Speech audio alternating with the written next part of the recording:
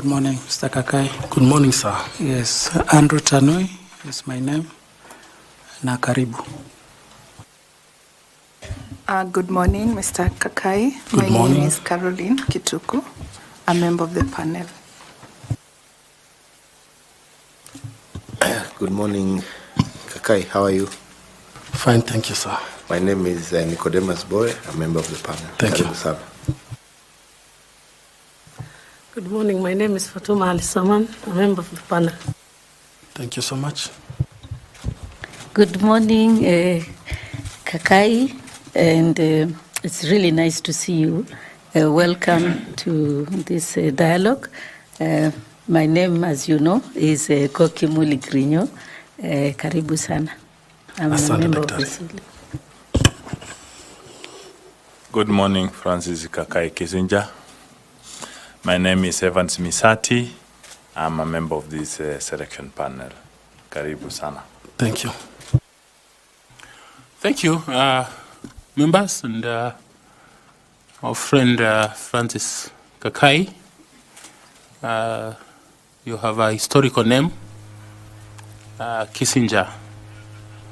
So we would like to know you. How come you are Kissinger? And just to get to hear a bit about your life and career, and highlight if there are any awards that you have received in the course of your journey, and finally mention why you think you're the man for Chebukati's position.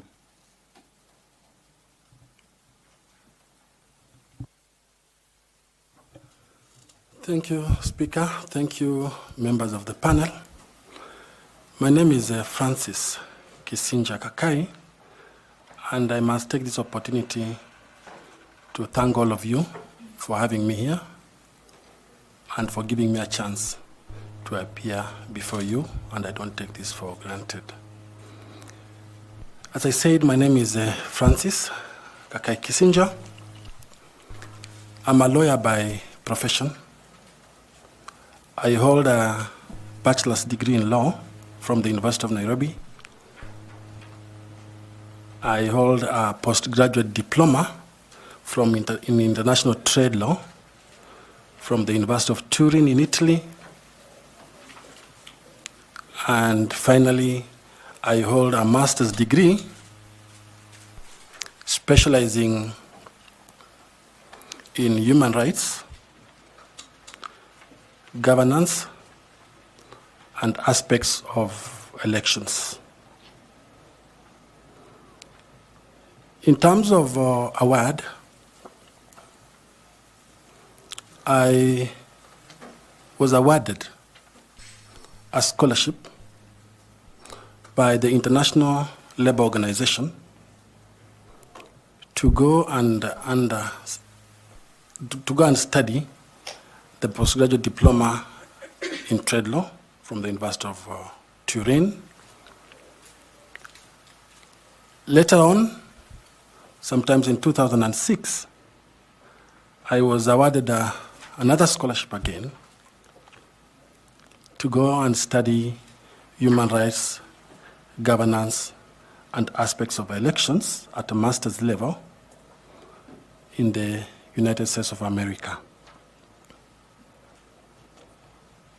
In terms of my experience, Chair, and what makes me think I'm qualified for this position, allow me to only focus on the aspects of my CV that is relevant to the position that I've applied for.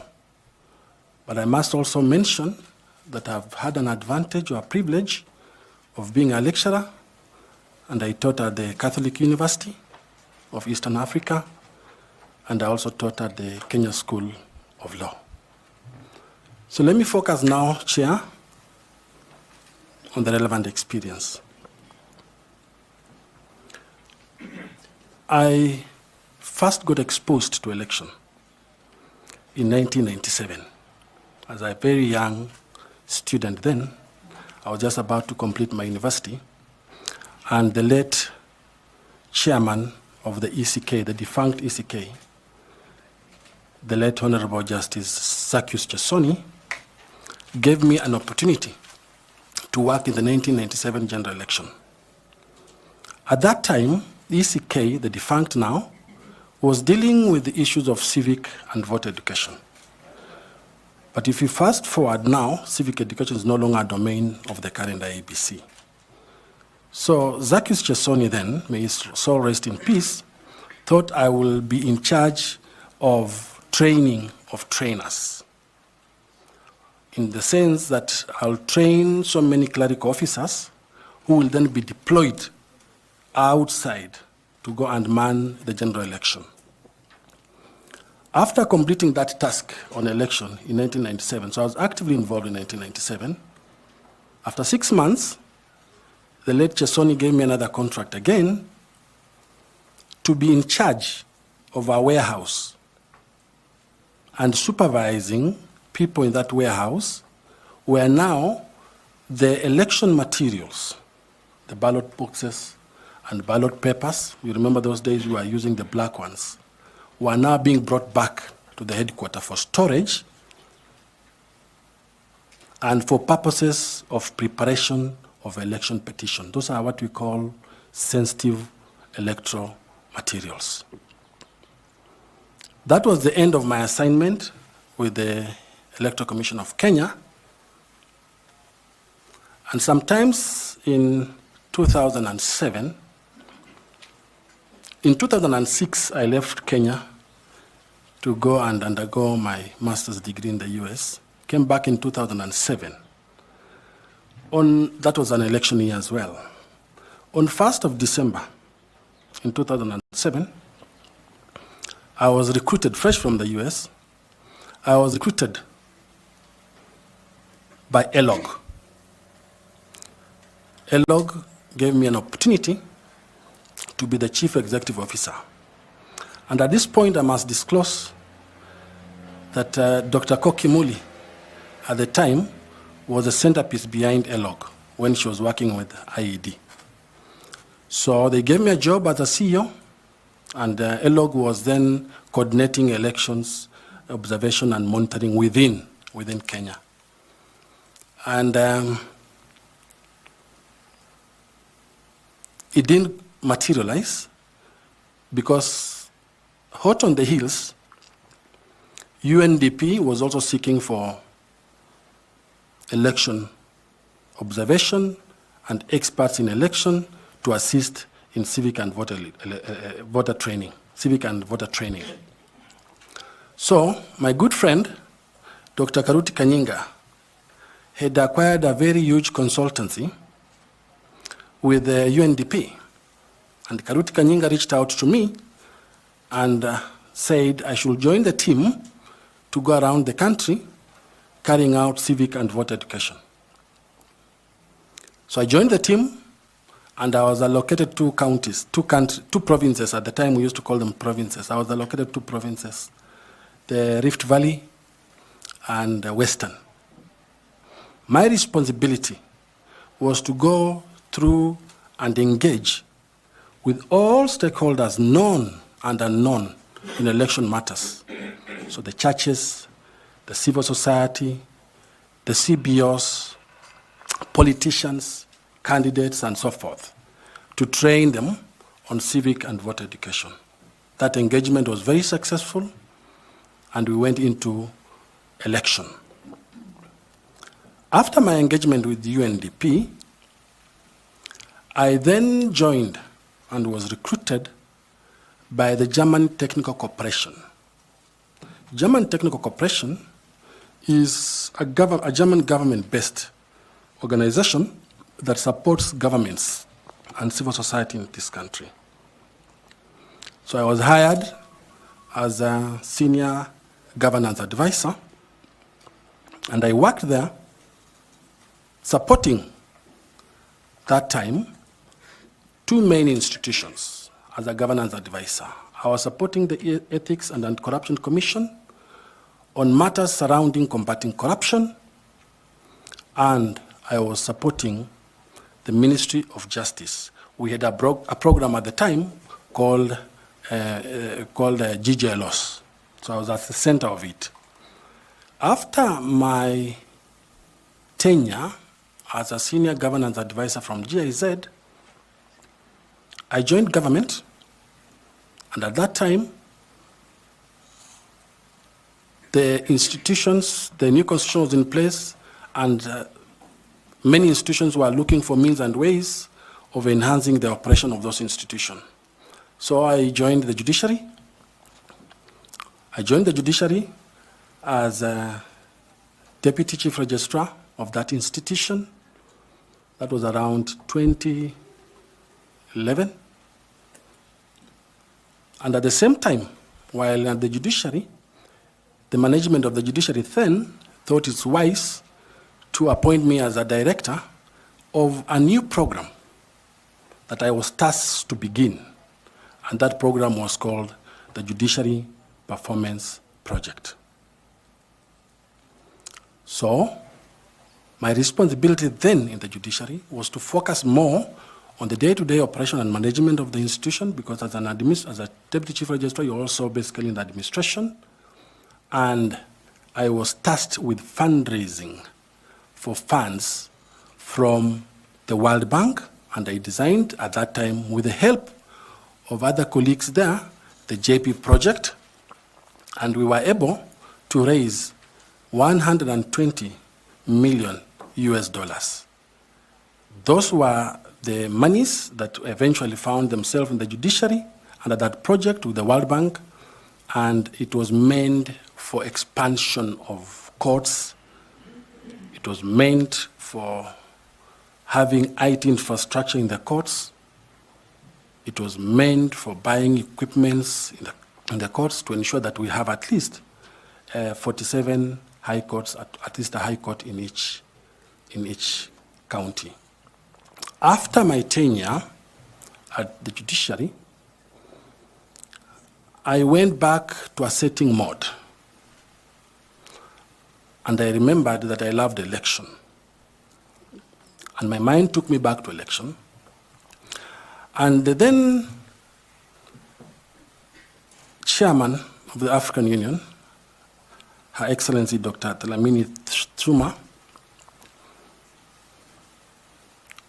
was having a program of election observation and recruited me as a coordinator of elections with a specific allocation of countries within Africa.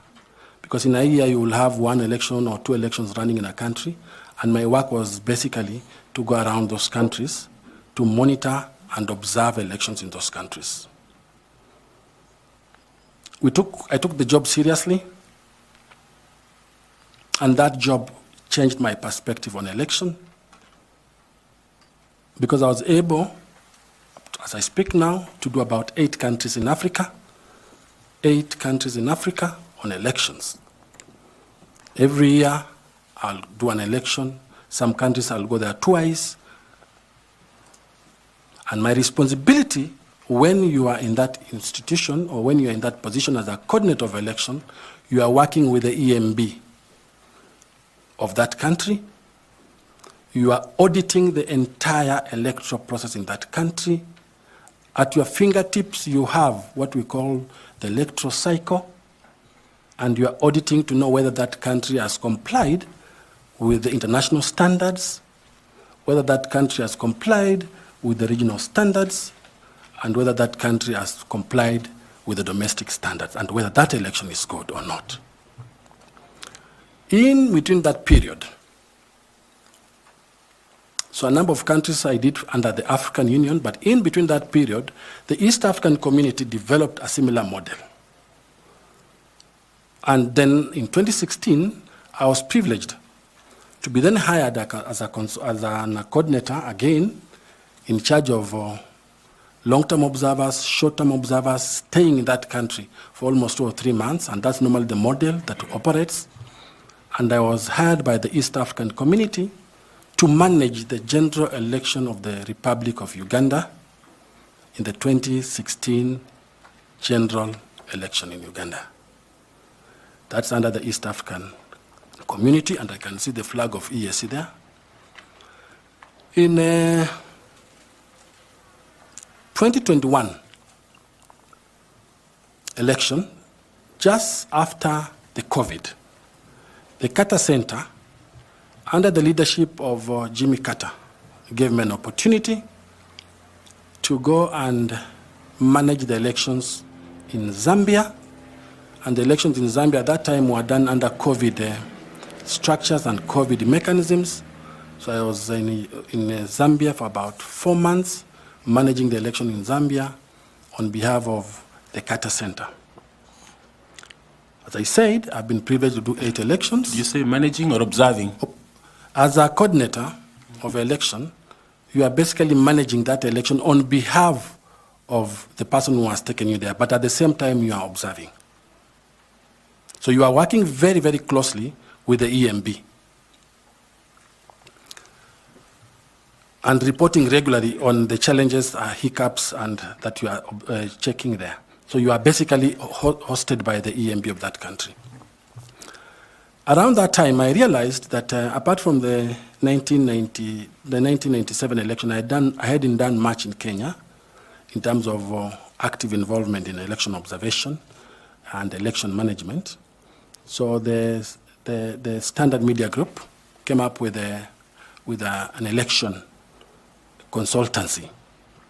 And I was lucky to be on that team again, focusing mostly the 2017 elections, focusing mostly on the technology of election and the voter transmission of the election. That was my focus when I was working at the Standard Media Group. So on a consultancy basis. So I knew exactly where the challenges are. Chair,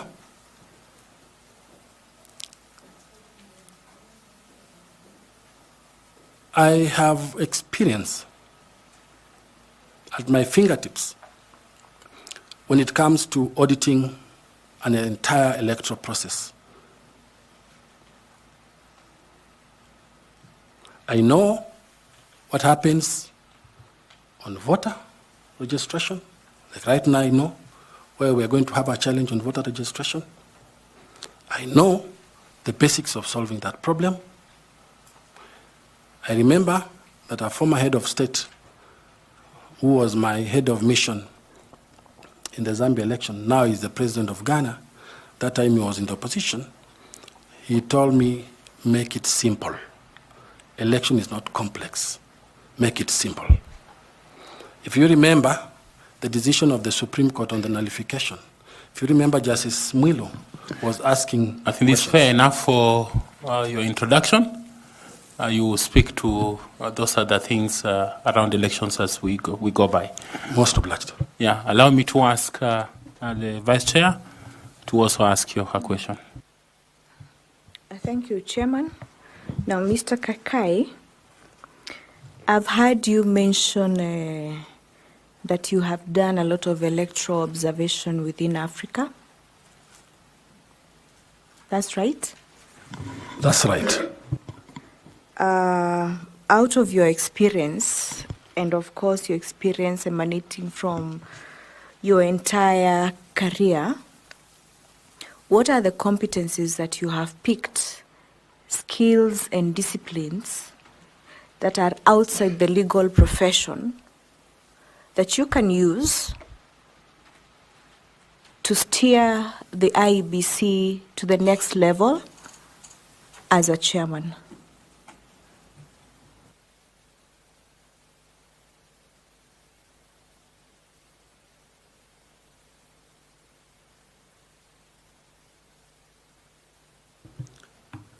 Thank you for that question. As you observe elections, and I said 8 countries have consolidated certain skills and in essence acquiring them as now my call of nature in terms of election. One, you need to understand administration. In the countries and in the places I've visited, I've been able to understand that an EMB can easily mess the election if the administration, the governance structures of that institution, and the management of that institution is lacking. That is a skill that I want to import and try it here if I'm lucky. The other skill that I've been able to know is the governance skills. In most of those institutions, you realize that during election, things become so hot, and you need to have somebody who brings in these soft governance skills to minimize or reduce the chances of conflict. That is something that I'll want to leverage on. Another skill that I want to bring is that I have a background of human rights. And in elections, I want to see what is the human right component that we can bring in this institution. Why do we see some members of the IEBC losing their lives, dying, and there's no scheme to compensate them? These skills are what I want to bring, innovate them from other countries. I've seen them working. I want to see how this can work. And these are the skills that I want to bring over and above my legal training. Finally, I want to bring a skill of reform. I've been privileged to do reform in terms of following up on every year's election report whenever a country does an election, and ensuring that those recommendations that have come from those reports find their way in the legal reform, in the policy reform, or in the administrative reforms. That is the skill that I think I have and I want to bring. Finally, Chair, those are hard skills, but they're also soft skills. You cannot manage an EMB if you don't have soft skills of how to manage it, if you don't know how to have synergy in an organization, if you don't know how to be a team player, if you don't know how to manage conflict, even the slightest of the conflict, you must have those soft skills, and I possess them. Thank you. Mr. Kakai, do you think that having mediation and arbitration skills is important for the job that you are now here for? Yes. As a lawyer, I also participate in mediation. And if I reflect, for example, if I may answer that question with the help of experience, if I remember the last election, if there was any attempt for mediation, it will have solved what we witnessed. So mediation is a critical tool that a chair of IEBC can utilize. And you can call in any mediator to help if you can't mediate, but it's a softer tool of assisting to calm down things. Thank you, Mr. Kaikai. Now, to just conclude, please tell this panel whether in your journey, in your career journey, you have had an instance where you have been tested and your leadership skills have come through at a point where there have been maybe an instance of pressure and conflict and maybe external influence. On election, I said that I've done 8 countries, and one country, without naming that country, we were doing a report, and the report wasn't looking very good on them in terms of participation of women in elections. It was really bad, and they didn't want that information, that we try and see how we can make the report subtle, because they did one negative report. That's a test on your integrity as a person. It's a test on your integrity as an observer.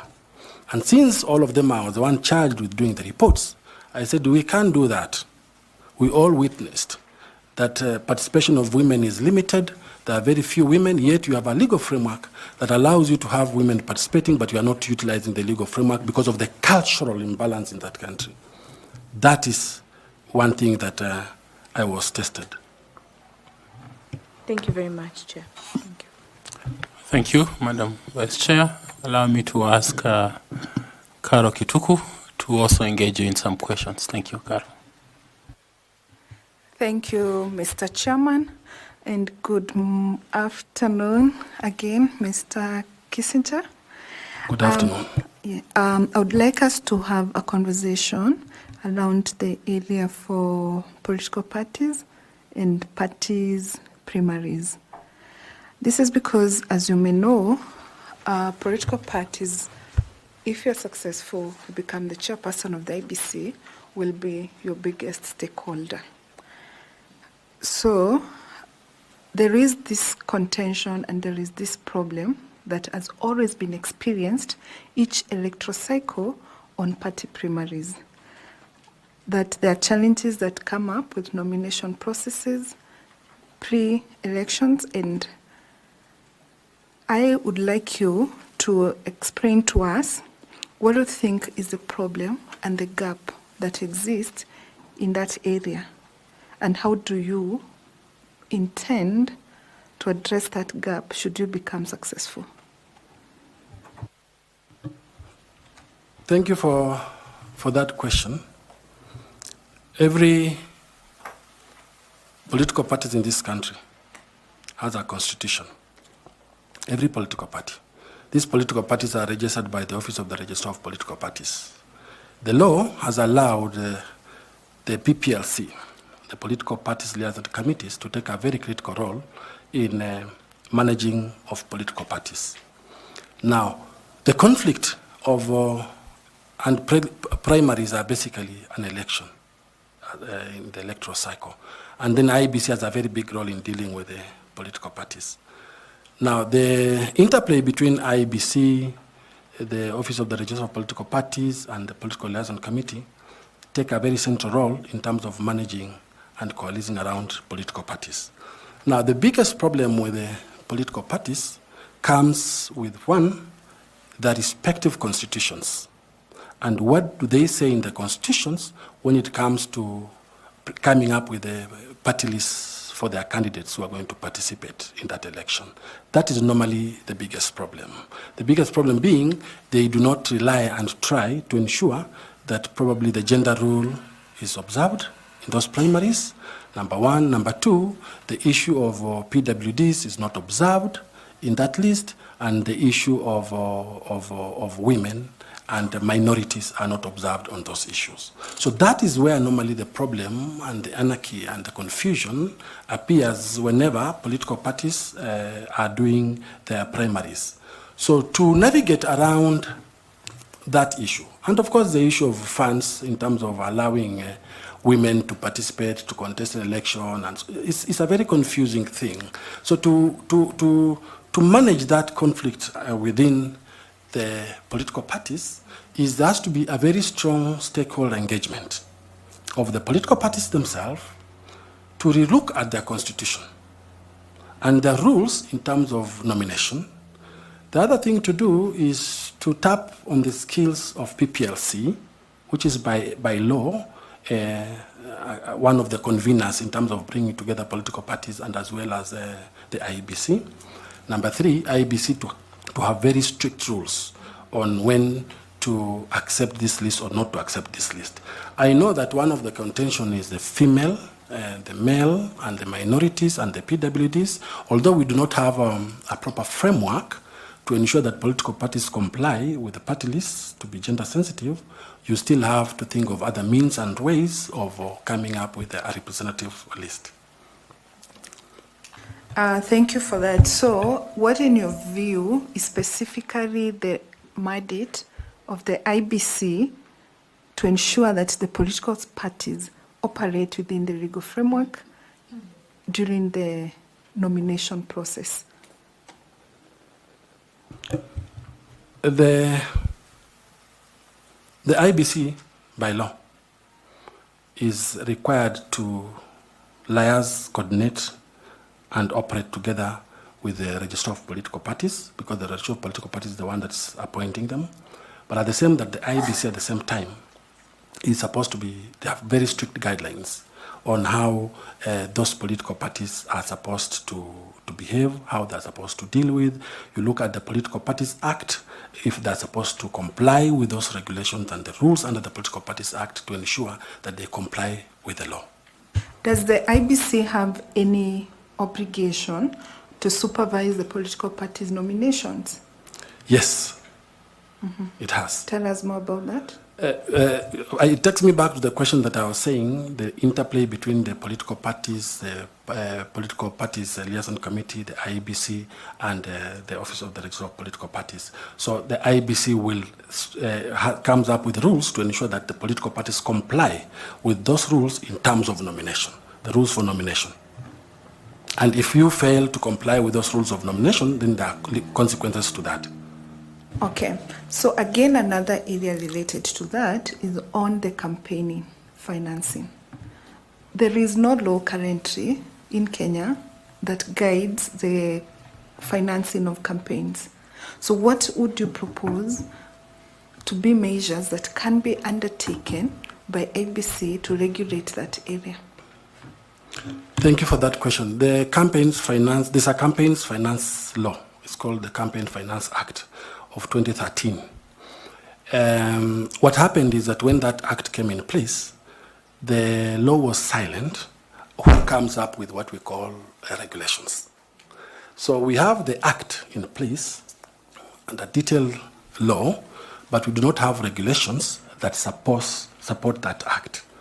This matter has been litigated, for your information, and there are several courts that have opined on this issue. And the courts have said that you do not need Parliament to enact regulations. So the solution, and it will always be a problem in Kenya, we are going in the election in the next 2 years, it will be a problem. The solution to this, if you remember what I said, simplicity, is to allow IEBC to do its work, and IEBC to come up with regulations on finance campaign, which will supplement the Finance Campaign Act of 2013. Who should allow? Is to allow. The law. Who should allow? Chair, the law allows IEBC to come up with finance regulations. So IEBC has to do its work. It's only through that that you will have an election that is contested fairly, because finances is an important thing in elections. Thank you. So if you have looked at the 2022 post-election review report, it has identified some of the significant challenges that exist in the conduct of party primaries in regard to transparency and fairness.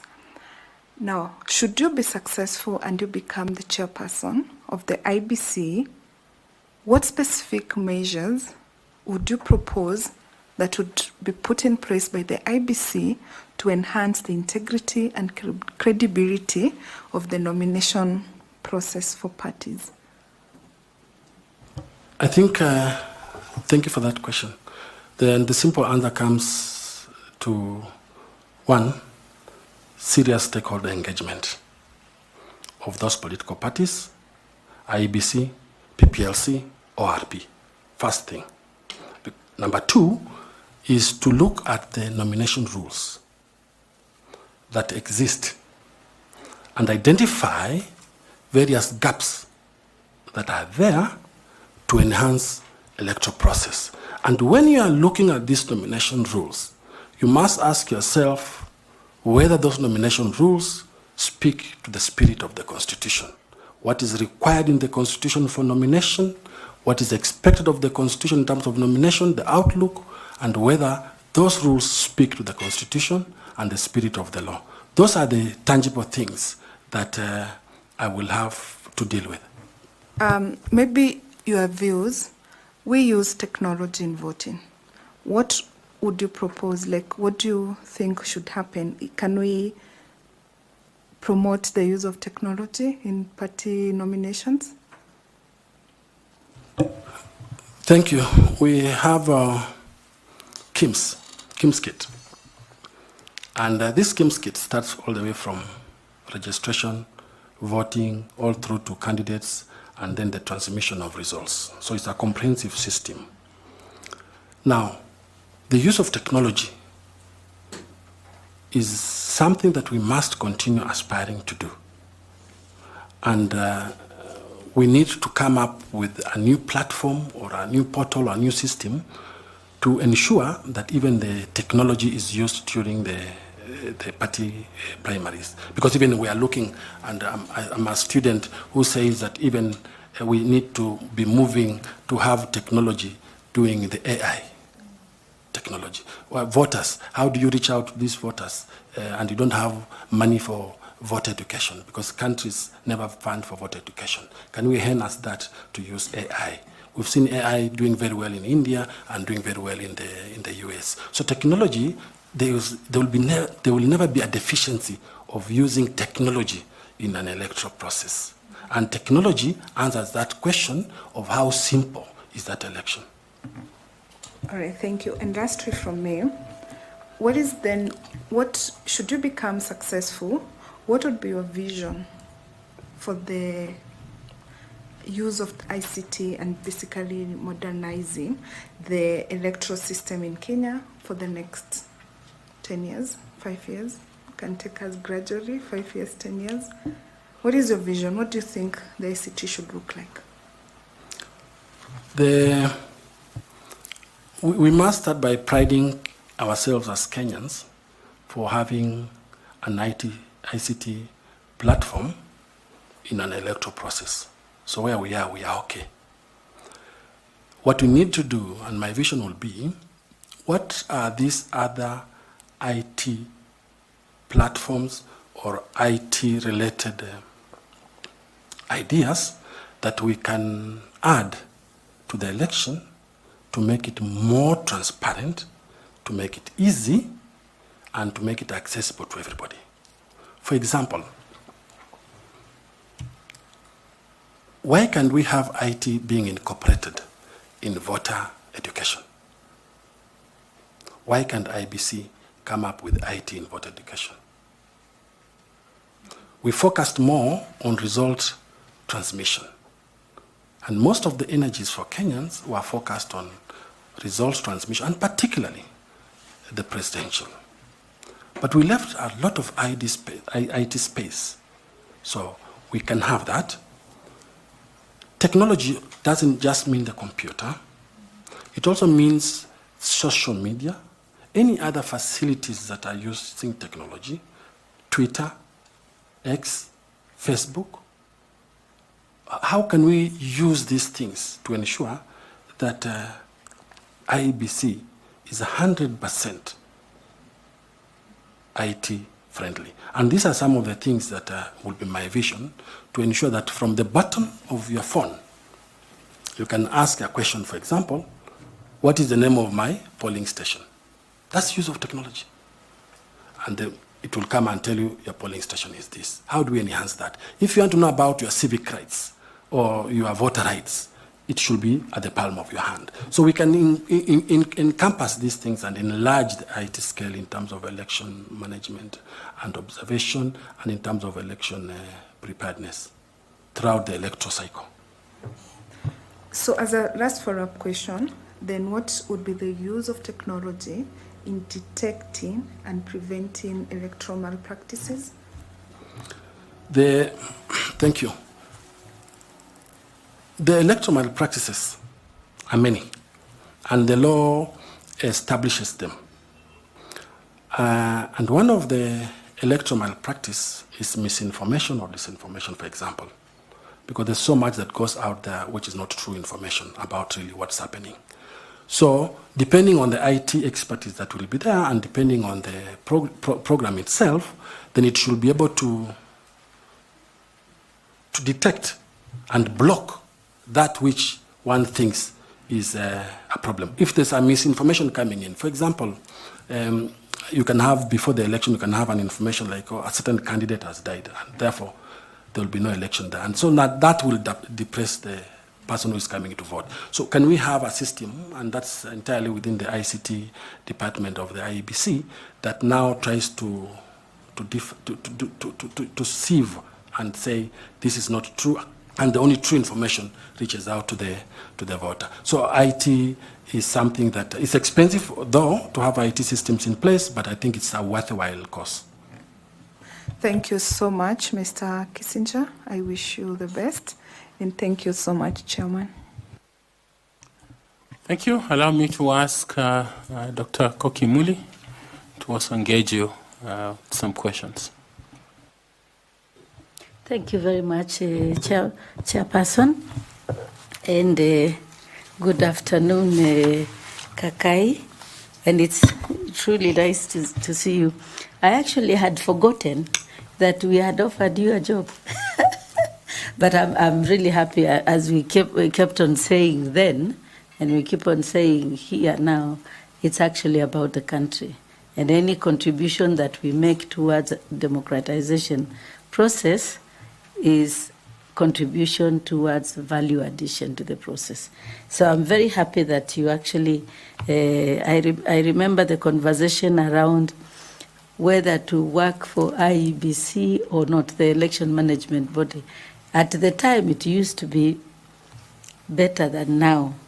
And therefore, we are actually quite happy that you could be as one of the applicants to be here to be interviewed for the position of chair. So karibu sana. I wanted to put you at rest and also to tell you that you have mentioned that you managed 8 elections, e.g. in Uganda, in Zambia. I wanted to know exactly what you did with the EMBs to manage the processes, and also for how long was this assignment? Thank you. Thank you, Dr. Koki, for that question. One of the main responsibility of a coordinator of elections, whether you are hired by the African Union, by the East African Community, or the Carter Center, or any other observer group missions, your work is to pitch camp at the EMB. Your work is to carry the electoral cycle with you and tell that EMB, this is the electoral cycle that you are supposed to respect, that you are supposed to adhere to, with the view of having a credible election. You camp there. You then start evaluating as a role each step of that electoral cycle. Did that EMB, election management body, miss anything on voter registration? Did it miss anything on candidate registration? Did it miss anything on campaign finance and campaign issues? Did it miss anything on voter education? If it did, you then identify those issues that were missed, and those issues form your recommendation. As I said, my responsibility was to come up with a mission report, and therefore it forms your recommendation to help that EMB manage future elections in a better and transparent manner. You also, as a responsibility, give them guidance, advice of where you think they ought to improve. You check them. We call it checkmate. You check them. You also warn them that don't go that direction, go this direction, because the law allows you to do that.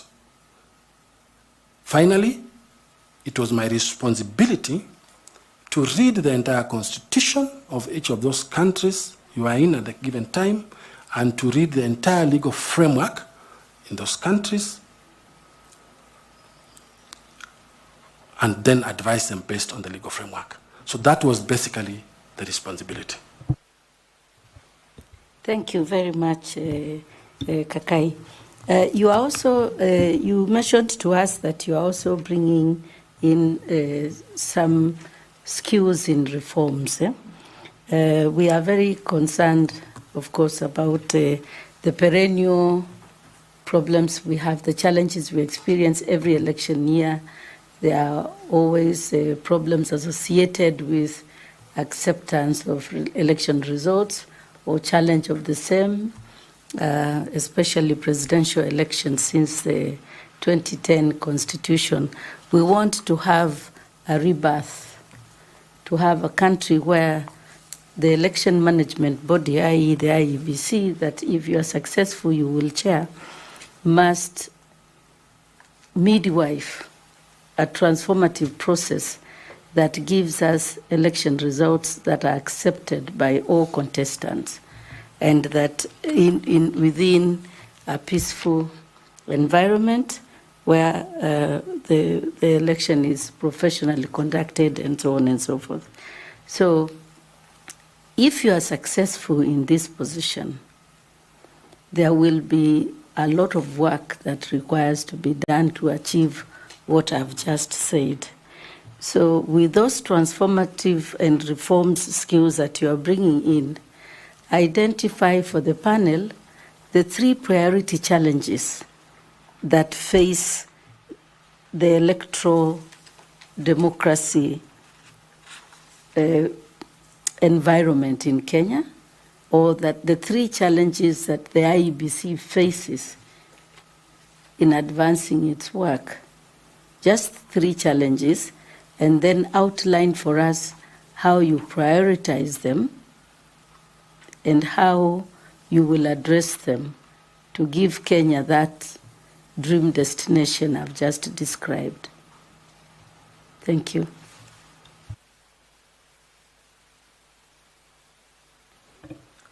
Thank you, Dr. Koki. One of the biggest challenges from where I sit will be you have so many gaps in the law.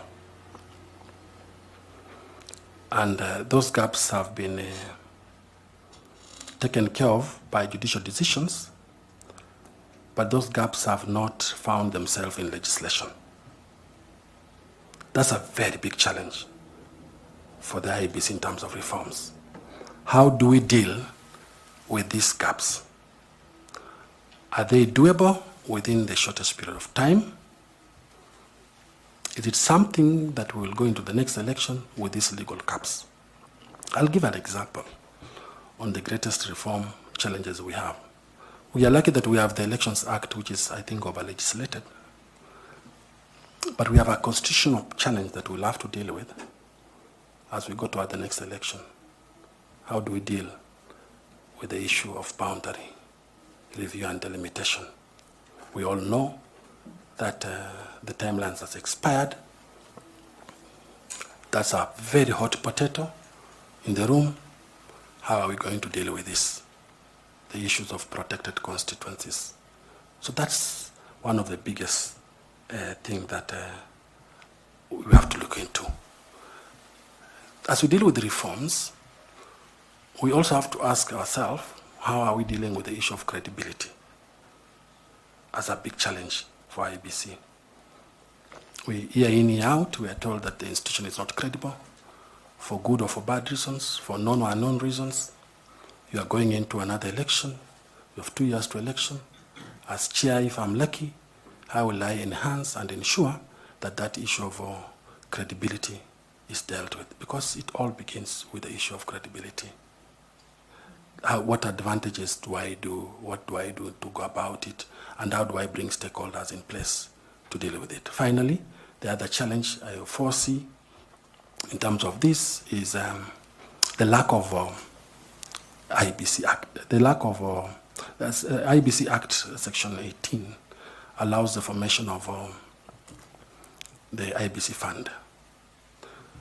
We don't have it, and the IEBC Fund will have been good to ensure that those monies that are not coming from the exchequer are acquired from other development partners to enhance the electoral process. So those are some of the issues that I can touch on, and I've tried to say how I can deal with them in terms of reform and in terms of lobbying and negotiating with relevant institutions to ensure that this proper legislation and things take place for the purpose of having a credible election. Thank you very much, Kakai. Thank you very much, Chair. Thank you very much. Allow me to ask FCPA Tanui to also ask some questions. Thank you, Chair, and welcome, Bwana Kakai. Now, let me start. I was looking at your documents, and I saw that at some point at the Judiciary, you were the accounting officer. What circumstances are under? At what point did you become an accounting officer for the Judiciary?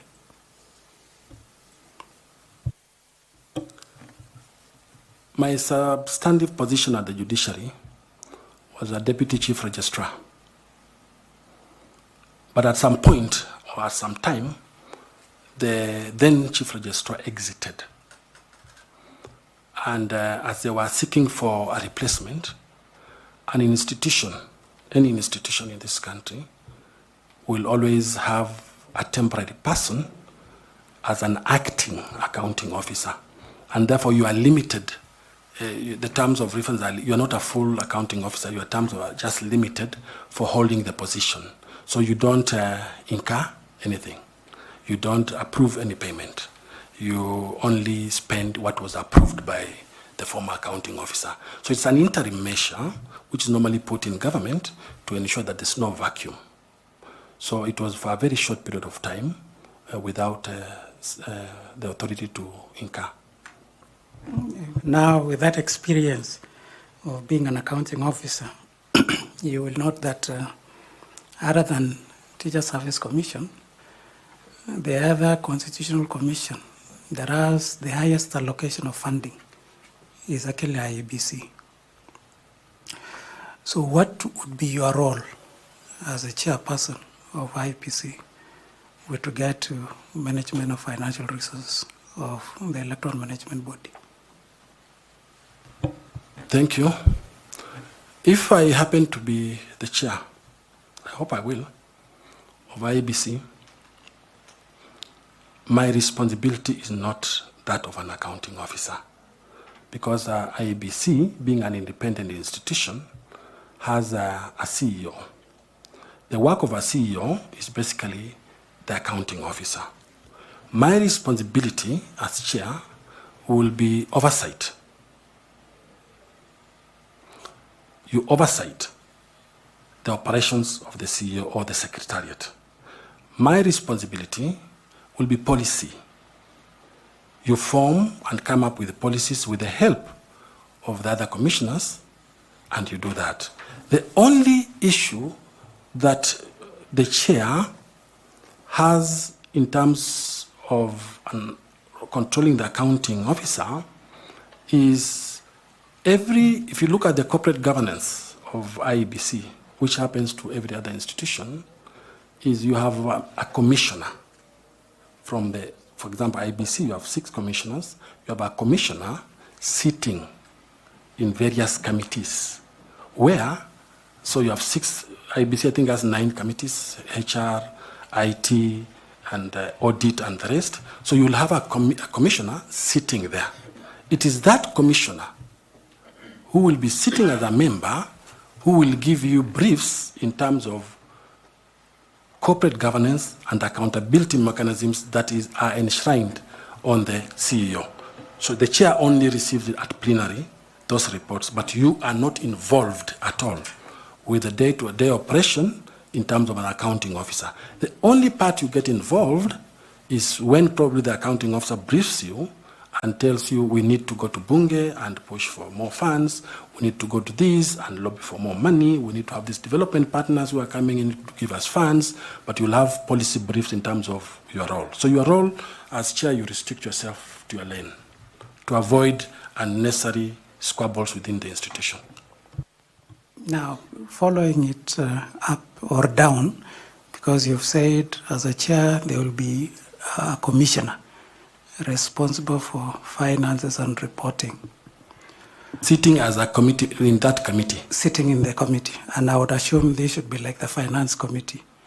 And I think there are 7 committees at IEBC. Correct. So there will be a commissioner. So what will be the role of this commissioner in this specific committee? And I want to follow that with the last petition of 2022 elections, and there was one of the senior counsels who made a statement that it is not the work of commissioners of IEBC, whether in majority or minority, to procure services. So what would be the role of that commissioner in any of the committees that will be set up? One of the good practices of governance and corporate management, even if you look at Mwongozo, for example, is you cannot leave the CEO, who is the accounting officer, to run the show alone without oversight. Remember, one of the responsibilities of the commission is to oversight. The only way you oversight, in my view, will be sitting in those committees. You need to know, for example, if they are procuring ballot papers.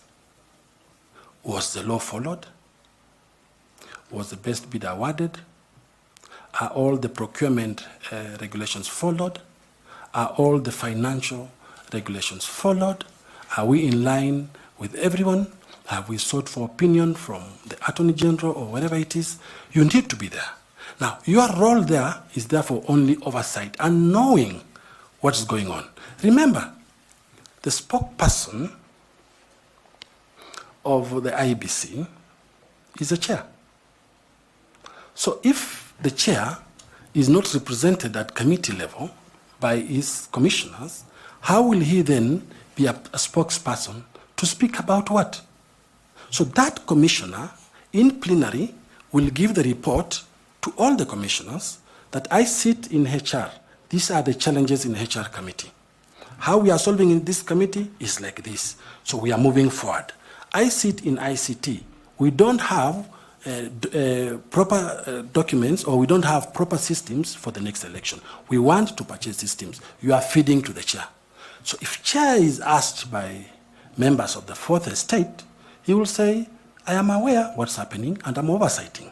So you can't ignore it. And that's why we need to have synergy in that institution.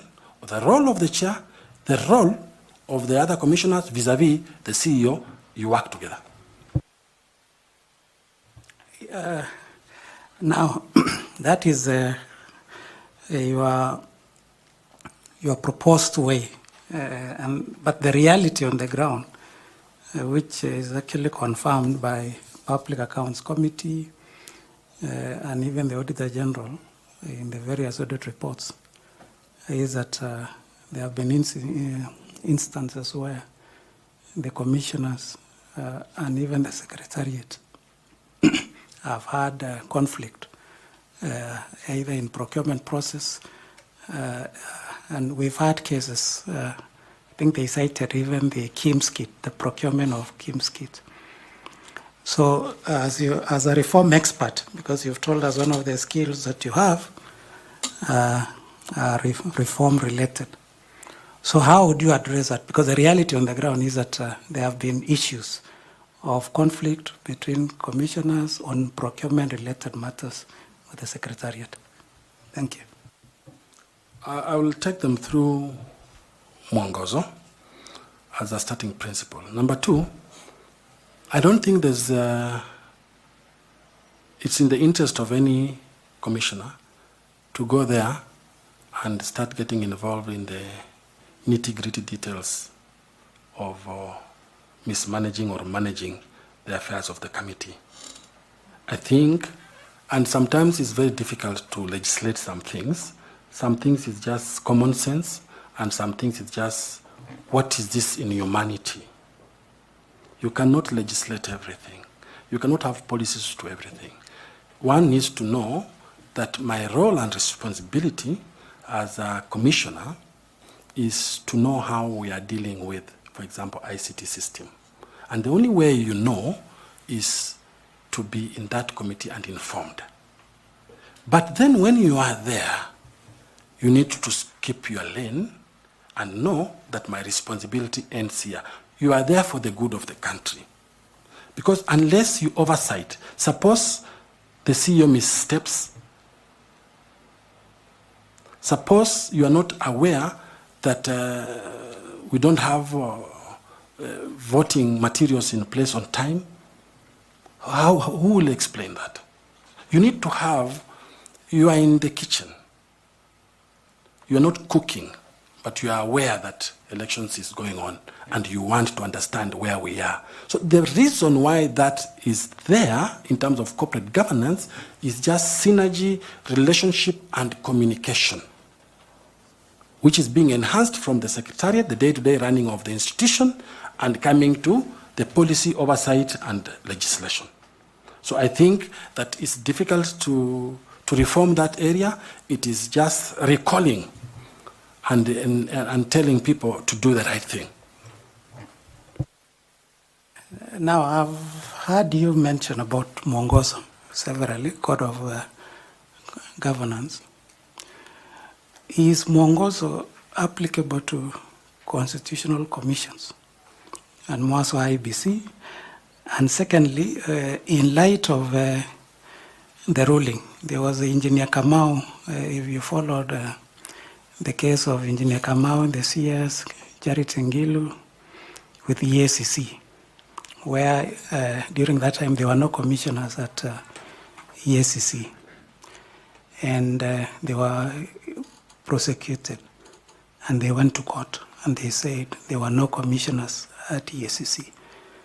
And in that ruling, it is actually said that the commission is the commissioners. It is not the secretary. So that there can never be a commission without commissioners. So looking at Mwongozo as a code of governance, to what extent then is it applicable to constitutional commissions? Thank you. Well, when you look at the history of Mwongozo,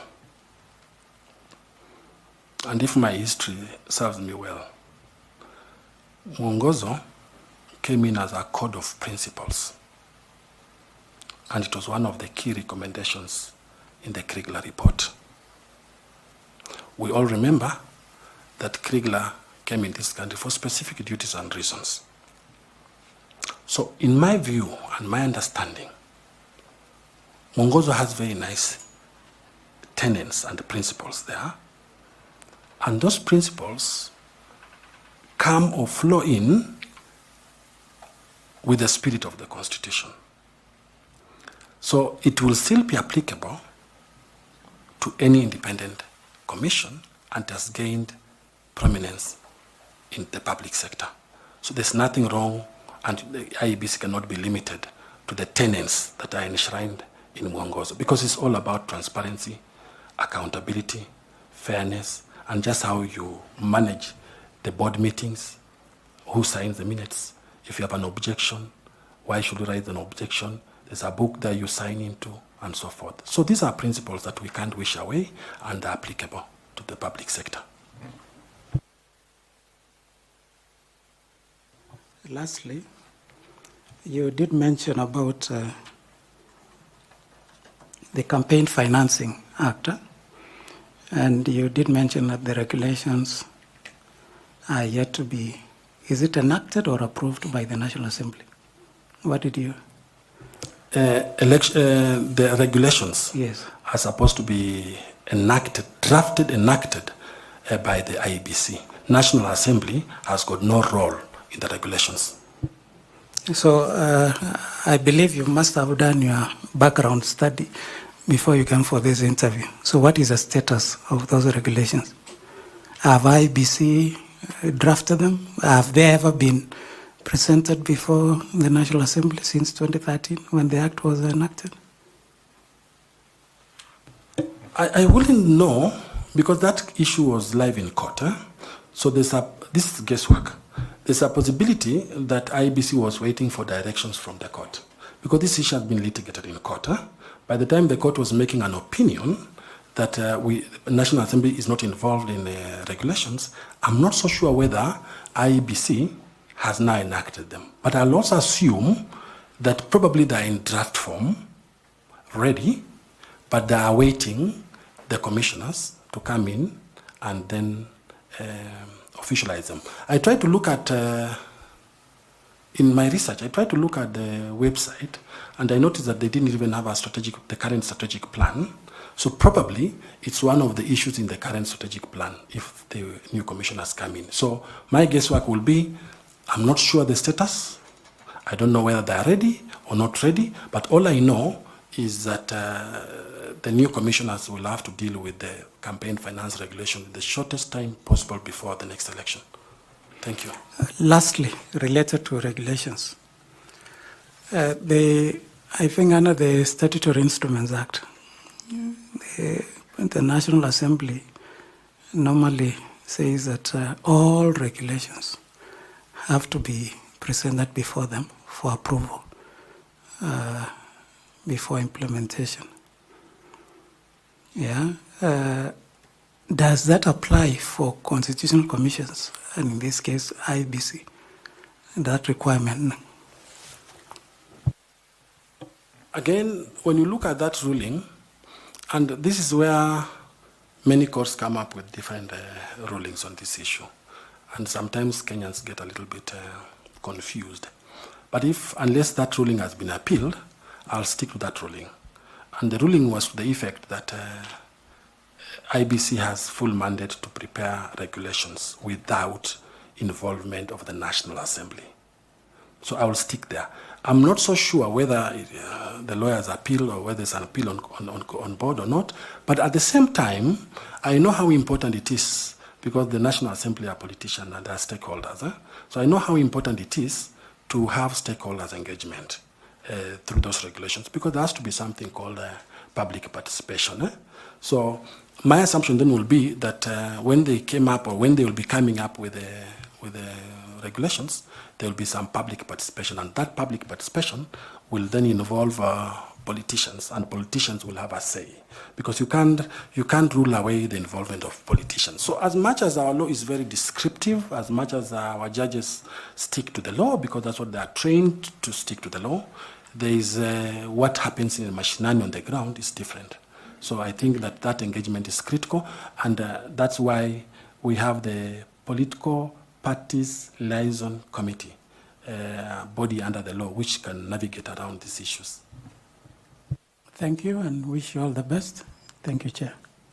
Allow me to ask James Misati to take up and ask some questions.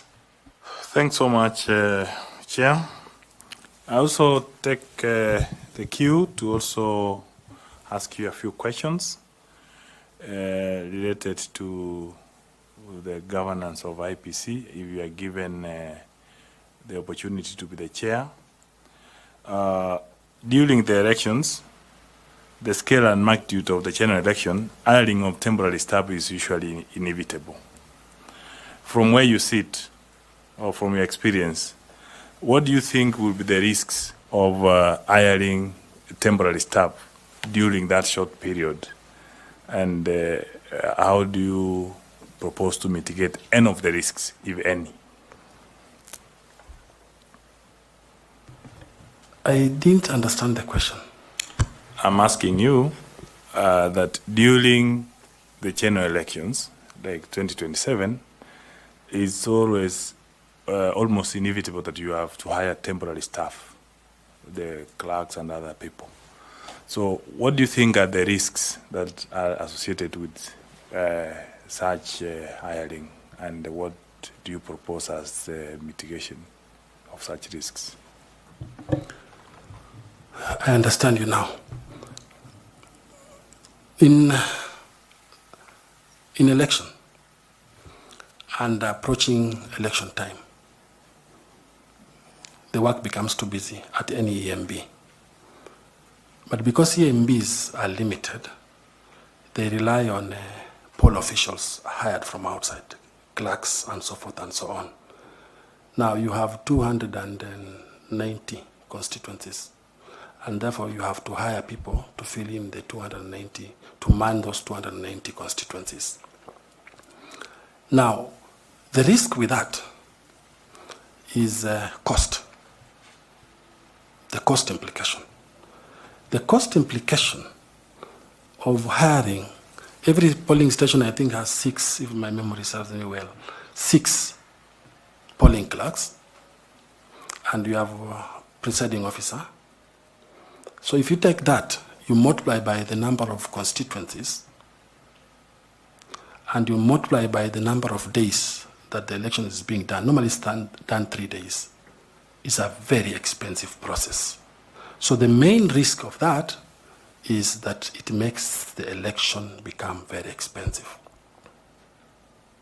To mitigate, it will need serious stakeholder engagement to know whether we should continue hiring polling staff for the shortest period of time and spend so much money, or do we approach like other countries where I've seen public servants being recruited. Of course, they don't earn a salary to do the election work. That happens in so many countries, but then there's also a risk to that. But the main risk is cost involvement. Sorry, I may guide you a bit. Where the major risks we can talk about, because when you talk about cost, if you are practically going to be the chairman of IPC, you should be aware that the number of polling stations are already known. So there is no way you can say that the costs will be a risk. The risk we may be talking about issues of security risks, the issues of logistics, and maybe getting people to the system to handle documents who are not well trained. Because I should not think that the issue of cost should arise, because I should expect that if you are chair of IPC, you should be able to plan early enough, because that's where the cost is factored in from Treasury. So issues of logistics, issues of lack of adequate training, those are some of the risks we can think of. That's for your guide. Thank you. Because getting in new people, you may not know them. They have been proposed by politicians and other things. Now, the other thing I want to ask you in relation to the governance of IPC, if you get an opportunity and you are the chair of IPC, several reports have been talking about the conflicts between the Secretariat and the commissioners. What do you think you'll be able to propose to finish those perceived conflicts once and for all? Thank you, Mr. Misati, for that question.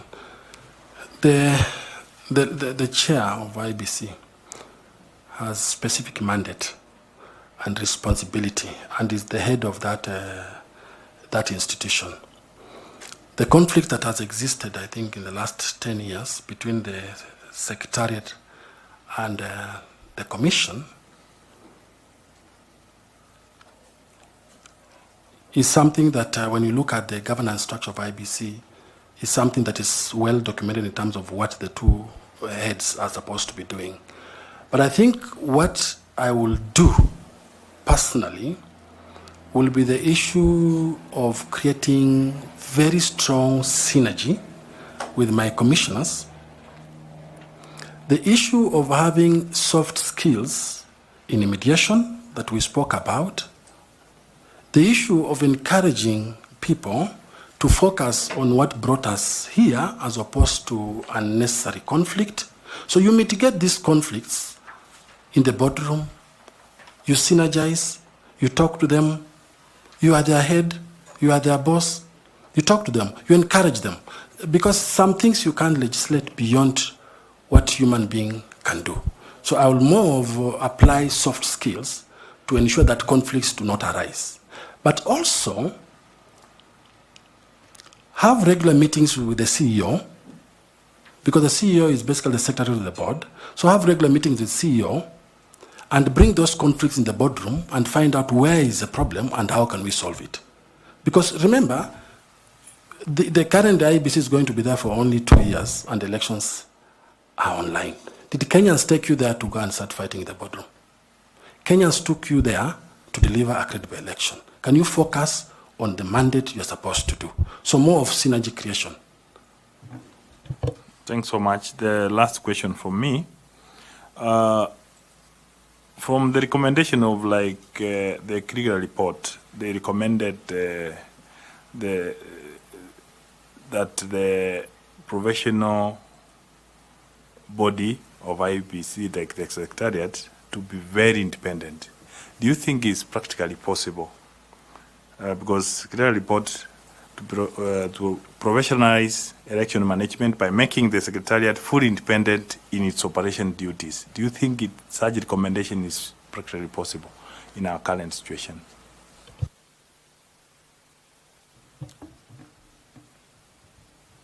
I remember, and Dr. Koch, you can remember this, we used to have a discussion sometimes back when we were disbanding ECK. And the reason why we disbanded ECK is practically what you are saying. Eh?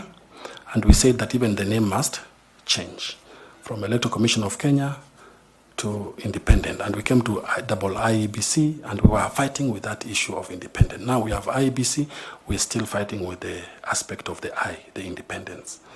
So for me, from the old school thinking, as long as you have the law, and the law prescribes you to be independent, then you are independent. It's the responsibility, therefore, of the chairman. Sorry, you didn't get my question. I'm saying the Krieger report recommended to the Secretariat of IPC to be independent on its own. Is it practically possible from where you sit? I was actually coming there, but I was taking a longer route. So, you can't, I think it's very difficult. In my view, it's very, very difficult to have the Secretariat independent from who? Are we saying, there are some recommendations are normally given in reports, but these recommendations sometimes are superfluous. You can't say that a secretariat to be independent from who? Why do you want to be independent in the first place as a secretariat? I think it's the organization, the whole organization, the secretariat and the commission that should be independent. Thanks so much. I agree with you because it's actually the commissioners who are responsible, who take charge, and who are answerable to the Kenyans. Thanks so much, and I wish you well. Thank you, Evans. We now move to Fatuma Saman to ask questions, please. Thank you, Chairman. Mr. Kissinger. Is it okay to call you that? I was named after Henry Kissinger, the former U.S. Secretary of State. Okay. So I pride myself to be called Kissinger. Okay, good to know. If you look at the recent years, public trust in IEBC has been dwindling. And so if you get an opportunity to become the chair, what are these things you'll do, or rather initiatives that you'll put in place to ensure that the institution wins back public confidence?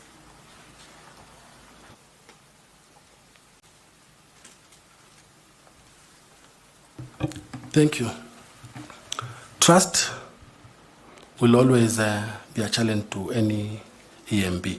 We have a trust deficit, a trust issue with the IEBC. Some of the practical things we can do is increased stakeholder engagement. You need to bring together all the stakeholders in the electoral processes and discuss and come up with practical solutions on how do we deal with this issue of trust. Because once you don't have trust, then it will challenge you with the issue of credibility of the election. Number two, you need to have a very strong communication team or communication strategy. What is it that you are doing? You need to be as transparent as possible. You need to open your doors and your windows to everybody, every voter, every Kenyan to understand what you are doing. You need to communicate. You need to be felt. You need to be everywhere. That's the only way you increase the issue of trust. The electoral processes, again, from beginning of voter registration, you need to be very transparent. If members of the public are saying the voter register is not proper, is not updated, explain to them. Increase their trust. Explain to them why the voter register is not updated. Tell them and give them very practical solutions what you are going to do as an IEBC to have a proper voter register, because a critical document when you are going to the election. Voter education, you need to explain to them. So that trust issue entirely means you need to enhance it through those mechanisms that I've talked about. But more important is communication. You need to be trusted before that voter goes to an electoral process. Just as a follow-up, how do you balance between independence and stakeholder engagement? Because there are, of course, stakeholders that if you do not engage wisely, the institution may lose its independence. So how do you balance between that? And unfortunately, when you are working in the realm of elections, you must have a stakeholder engagement, because it's the stakeholder engagement that gives you the trust issue that we are talking about previously. So you must have stakeholder engagement. And luckily for us, we have even legislated the stakeholder engagement. That's why PPLC exists, to bring these parties together. And also, situations arise when all voters want to engage with you. But when you are engaging with the stakeholders, you are limiting yourself only to the process of election. You are limiting yourself only to the transparency of the election. You are limiting to yourself of only the gaps that exist in the process that you want to fix with the help of those stakeholders. For example, if you are going into an election and you don't involve critical stakeholders like women, organizations, or PWDs, or minorities, you will have a problem. But now, how you limit that engagement to independence is that you allow the engagement to take place, but you go back and say, I am independent, and I'll only stick to what the law says that I must do, and therefore you will give me, as a stakeholder, you will give me input, but that input, if it will compromise the independence, then I will not do it. Thank you. Thank you, Chair. Mr. Nicodemus Bore, do you want to engage the candidate? Thank you, Chair. Kissinger, when you are describing your CV and yourself, you said you are a reformer, and would wish to tell this honorable panelists an area in which you have really taken up on reforms. And in case you get the opportunity to serve as a chair of IEBC, what kind of reforms will you bring forth to the Commission?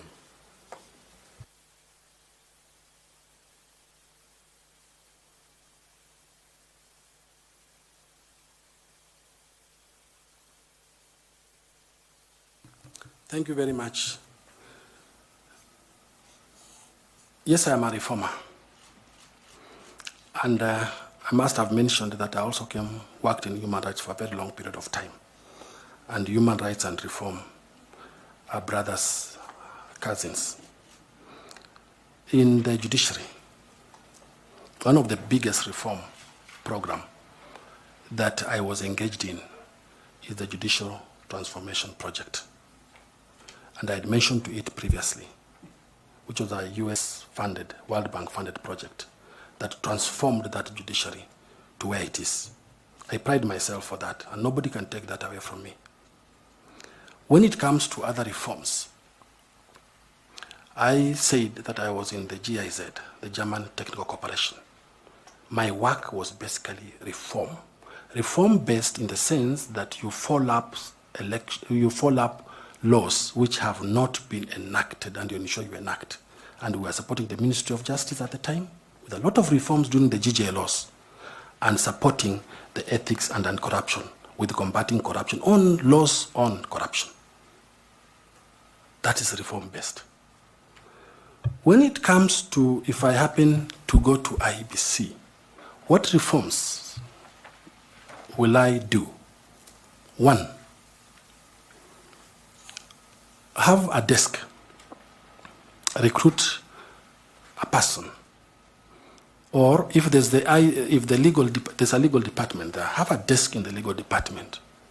Have someone follow up on legislation, policies, and reforms that are pending, that have been enacted in Parliament or that are pending somewhere and so forth, and have them in place. For example, that we spoke about the issues of boundary. We don't have a law on boundary delimitation, but the law is somewhere in the Senate still being worked on.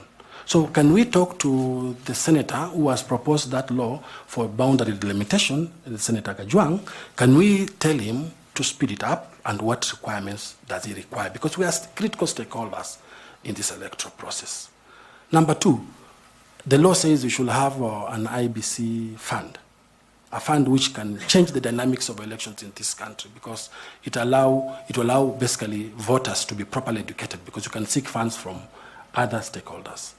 Can we have this in place as a reform mechanism? So these are some of the basic things in terms of reform that can assist the IEBC. Policies and regulations. We spoke about regulations which are not in place, they are lying there, or they are supposed to be done. That is the critical work in terms of doing these elections. So some of those reforms are the ones that I will pioneer and I'll push for with the help of the Secretariat and other commissioners. I thank you for answering that. You said you worked very closely with EACC on reforms and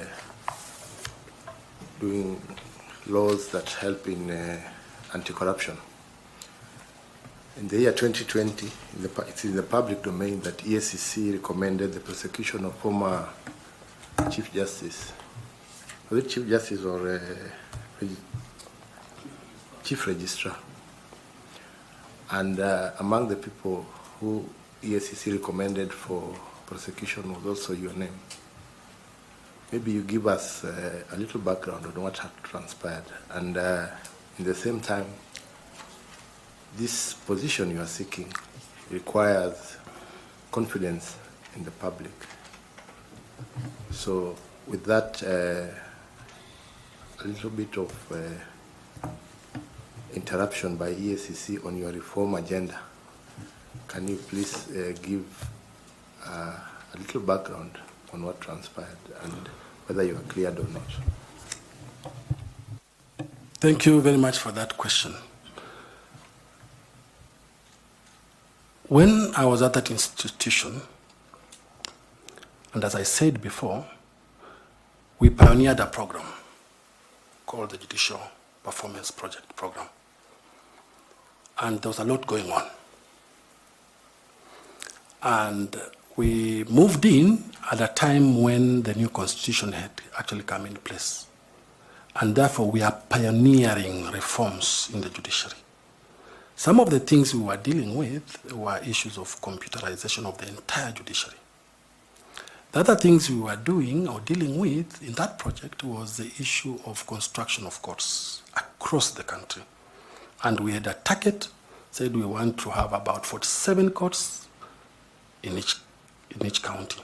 For now, they have them in each county. That was the project. In the process, and this project had a lot of financial scrutiny. In the process of implementing that project, there was a lot of miscommunication. There was a lot of discommunication, disinformation. People didn't understand what was going on. So when there were issues or investigations touching on one of the courts that had not been constructed, the investigating agencies heard about it and moved into the institution. Fortunately, there was pure miscommunication because that particular court had been constructed in a different site. So when that happened, of course, challenges like that arise, and we learn lessons from that. The correct information was given to them, and eventually that claim was dropped.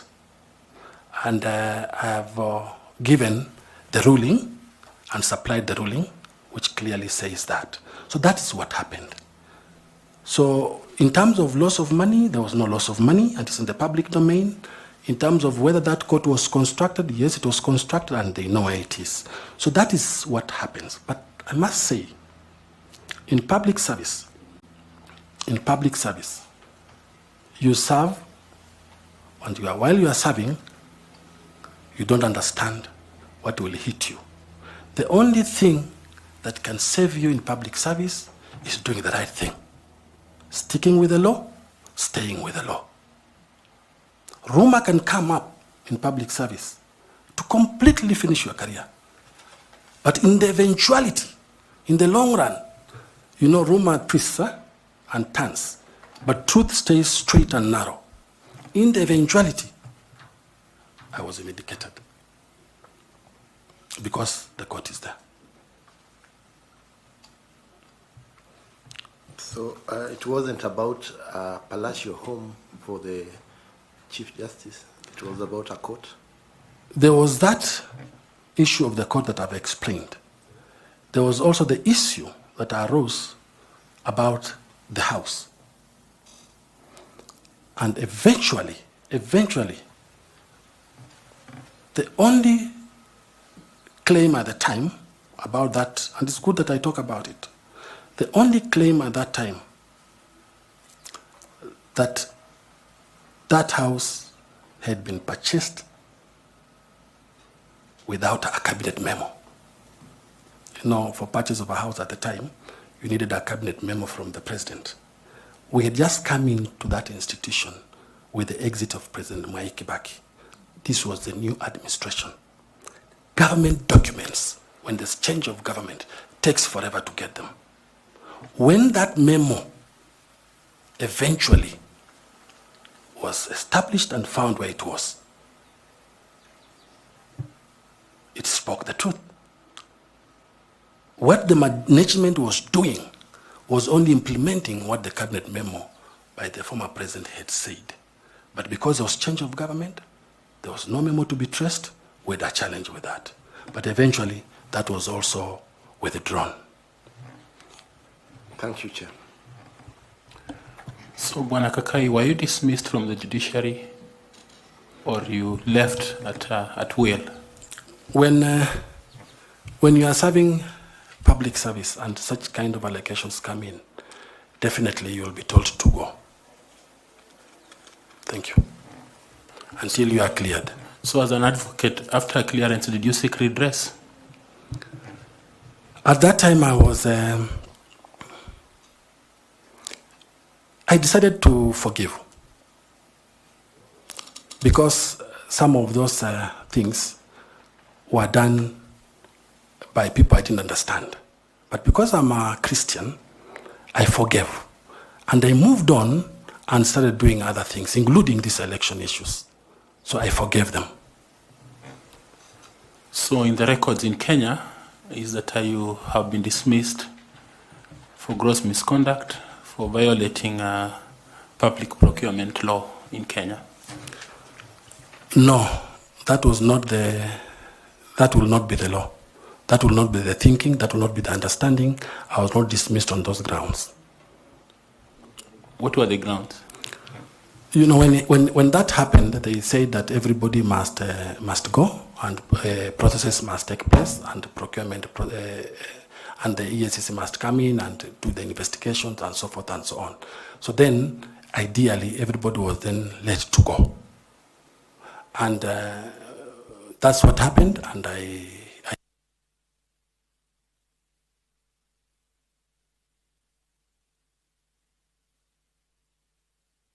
Checking your documents, there are some rulings that you've put in your documents, and those rulings were, I think there are two rulings. one at the Magistrates Court and another one at the High Court. And actually, it was about withdrawal of the case by DPP.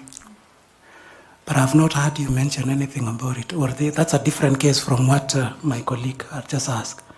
Oh, thank you. It's not clear what you're explaining and Okay. the documentation that you've submitted. Thank you very much. Thank you. I think what I've submitted are 2 rulings. And those 2 rulings were the ones that withdrew those criminal cases that were there. The ones that I spoke about, the CJ House and also the Mavoko Court. Those are the rulings that I've submitted.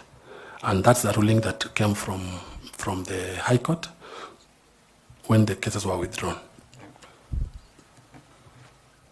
And they're on record.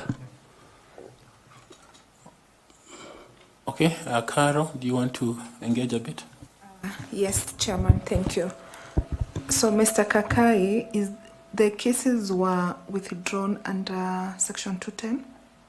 Or on what basis did the DPP withdraw the cases?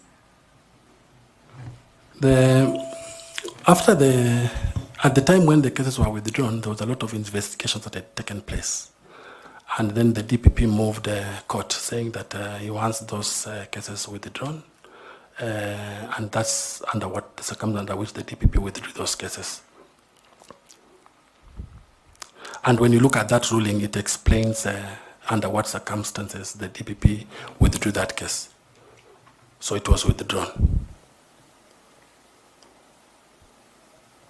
Chair, let me follow again.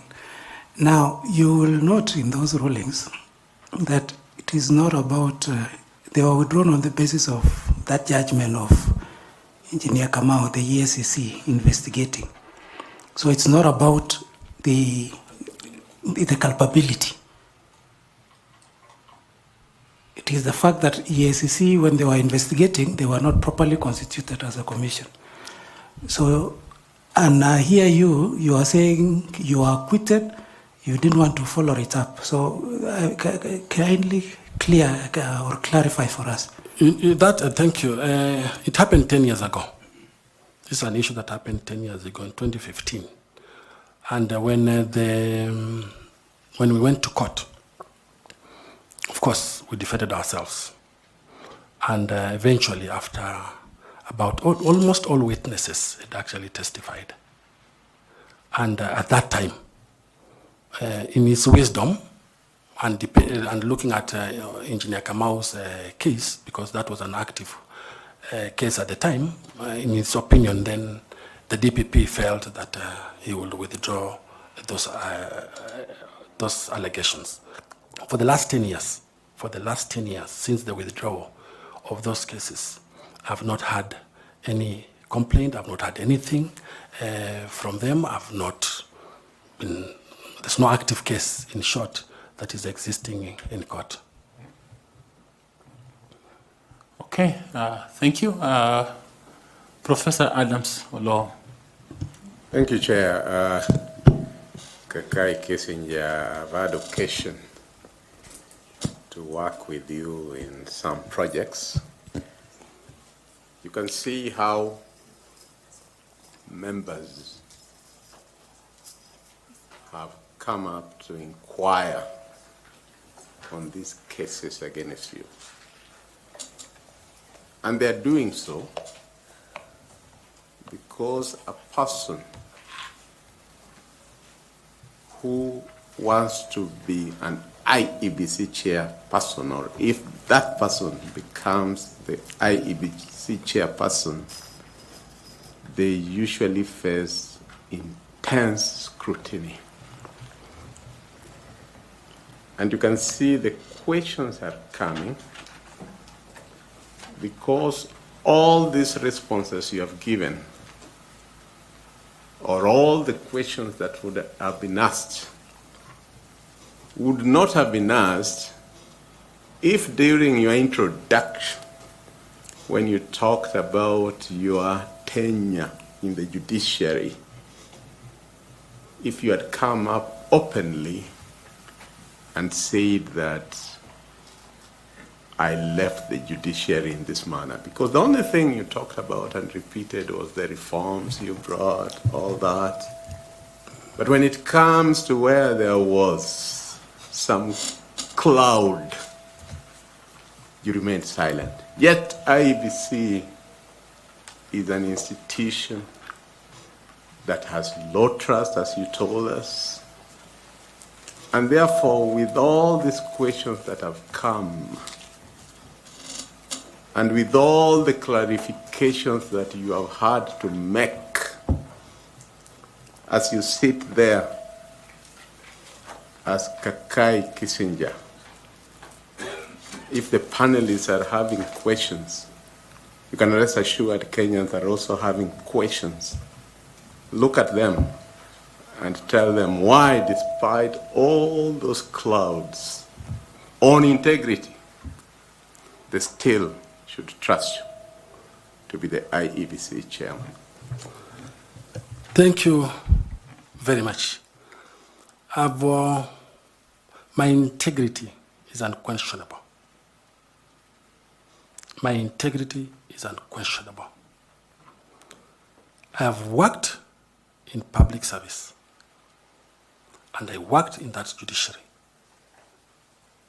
I left that judiciary with my understanding that I was a victim, with my understanding that you can be in a place of work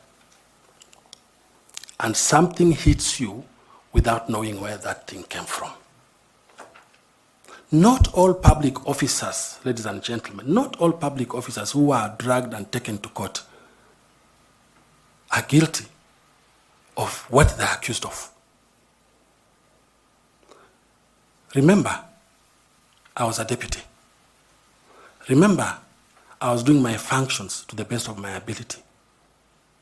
If I knew by any insights or any reason that I have a questionable integrity question, then I wouldn't have applied. I applied knowing very well, with clarity of mind, that I'll walk the path of truth. That I'll come here, I knew I was coming, I applied. I'll come here and tell the panel what transpired. I liked what Chairman said when we began this conversation, and he said, this is a conversation. And indeed, it has turned out to be a conversation, and it's part of the conversation. Kenyans should never, never, never accuse or hear something has happened to somebody and think that that person is associated with that thing. It's called the pitfalls of public service.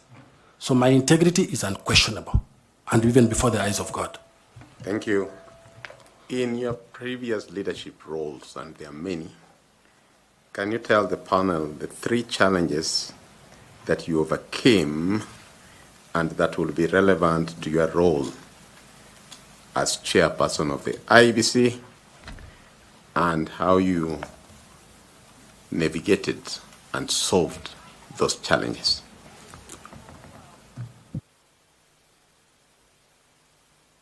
Don't have to be 3. If it is only 1, also you can just tell us 1. One of the biggest challenges that I've ever faced in my career and how I navigated around them was the issue of reforms that I was working on in the governance sector. It was very difficult during the GGL loss to push through any idea of reforms without going through a lot of bottlenecks. So that reform issue was a big challenge. How did I, and yet you want to reform because you want something to help you achieve what you want to achieve for the good of the country. So in GGL laws under the then Minister of Justice, what we did was to enlarge stakeholder consultation on those issues of reform, enlarge the capital, and explain to them the importance of these very salient reforms. So it's through enlargement of stakeholder engagement and communication that we were able to navigate that issue of reforms. That is the main obstacle that I engaged and how I managed it. Thank you, Chair.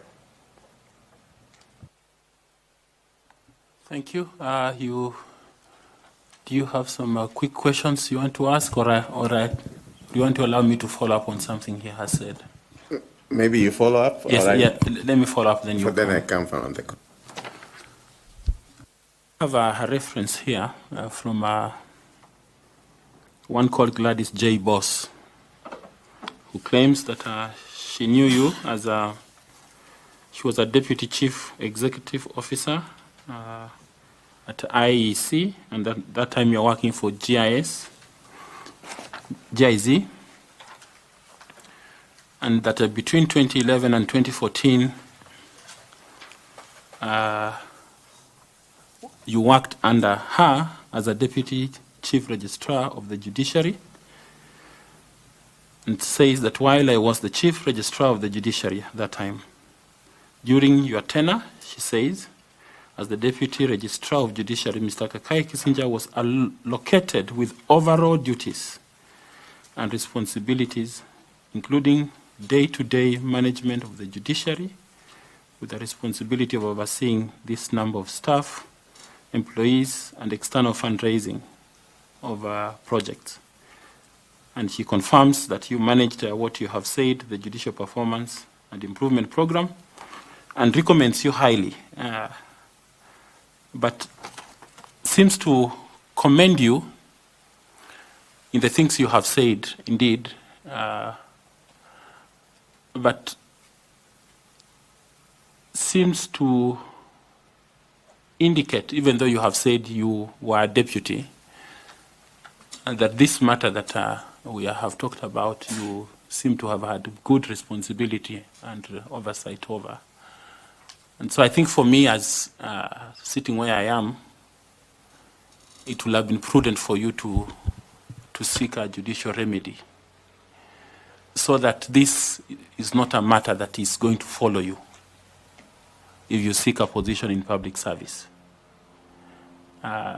because the matter remains documented, and it's not a good record for you. And for the position that you are seeking, we are required to be able to do due diligence over such matters. And you being an advocate of the High Court, then you should be able to seek remedy. But Carol has her hand up. I want to hear what she wants to say. Thank you so much, Mr. Chairman. Mr. Kakai, allow me to just follow up on a small issue from the court decision. I've had the chance to look at it, and yes, it's true that the court did allow the DPP to withdraw the case against you and your co-accused in that matter. Now, two things come to my mind. Number one, we have had a candidate who came here yesterday and told us that as a panel, as the selection panel that is recommending persons for appointment as chairperson and members of the IEBC, we should be looking for a candidate that, in his words, is like a Caesar's wife, beyond reproach. It's a very high standard of ethics and integrity, if you look at it in that way. Now, it is a fact that, indeed, at one point in your life, the EACC recommended to the DPP for your prosecution. It is also a fact that the DPP agreed with the findings and recommendations of the EACC and actually charged you in court. Sadly, that process did not come to an end because of perhaps a technical issue with the composition of the EACC. So as I sit here now, I am not able to say whether or not these alleged serious allegations about public finance, public procurement, and abuse of office, allegations against you were established and or not. So your name is still being dragged into the mind. So my concern is, since 2017, when they withdrew happened. I hear you when you say that the EACC, the DPP, has not taken any other action. There has been public outcry out there on the DPP's processes for withdrawal. So I just need to get your comment and clarification on whether or not there could have been political interferences. And I'm saying this very respectful and with very minded of who your co-accused persons were in that matter and the spaces they occupy today. Could there have been any political interferences why, subsequent to the constitution of the EACC, no other charges or any steps were taken? And what do you say about the fact that these allegations continue to follow you 10 years later, as you say? I don't, thank you very much for that question. I do not think, I'm not a politician, I can't speak on behalf of a politician, but I do not think that there was any political interference. As I explained earlier, the issues that arose at that time was pure miscommunication and not understanding what happened, and the EACC moved in. So I wouldn't think that there's any issue that political interference has happened, because this, as I said again, happened 10 years ago. In terms of the approach and in terms of my understanding to the process that took place, and I said and I repeat, we had gone through all the witnesses. And at the time when now DPP was withdrawing, most of the witnesses had taken stand. And they knew clearly where the case was going to go. And they could see, because now the evidence was sufficient enough. I said here, and I repeat again, I am a person of high integrity. And I might have happened to be in a place at the wrong time, but that doesn't question my integrity at all. It is the only thing that, you can be in a right place, but at the wrong time, some bad luck, but I have got no question or no doubt about my integrity. Thank you, Mr. Kisija, for that assurance, and thank you, Mr. Chairman. Okay, Tanwi, if you don't have something to follow up, I will let Adams go. Yeah. I think he does have something to do. He has not answered your question, Chair. You ask him, if it were you, you would look for remedy. Yeah. And we didn't hear, what is your comment? I mean, you decide to leave it that way and forgive? I said, and I'll repeat, the turmoil I went through at that time, I will repeat, I'm a Christian, the turmoil I went through at that time, what those cases took me through, I turned to God and I forgave them. Okay, Professor Adams. Thank you, Kakai Kisinja. From the presentations you have made, it's very clear that you're somebody who really understands the global electoral experiences. I think more than 8 and counting, where you have done either observation or been an expert. Globally, list the 3 conventional electoral systems that countries apply and tell us which one of those that are applied conventionally globally does Kenya use? I'll mention 2.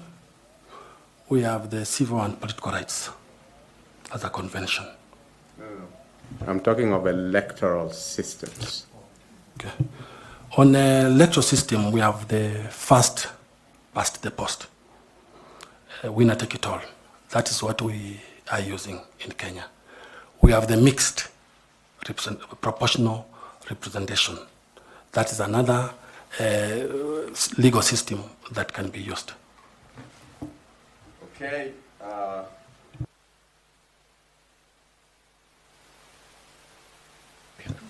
Sorry for that. In Kenya, for one to be declared the president, what is the threshold for you to be declared president-elect? One, you definitely contested. Number two, you got 50% plus one of the votes that were cast. Then you also got 25% in terms of about 25% or something in several counties, in 25 counties. Thank you, Chair. Thank you very much, Mr. Kissinger.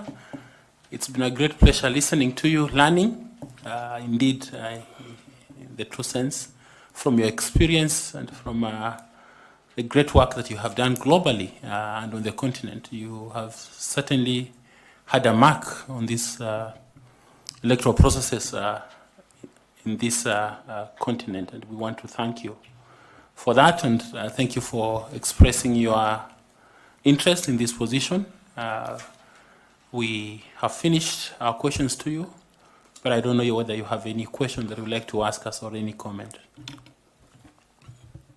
Thank you. I will only have a comment. Thank you for giving me an opportunity to present myself and to showcase my passion for elections and what I'll be able to contribute. I don't take this for granted. I thank you all for that opportunity. Thank you. Thank you very much. You have a bottle of water before you. Feel free to carry it and use it. And remember to pick your documents. They are with us somewhere. One of us will be able to give them to you. Okay, they are somewhere there. Thank you and God bless you. Wishing you well. Thank you.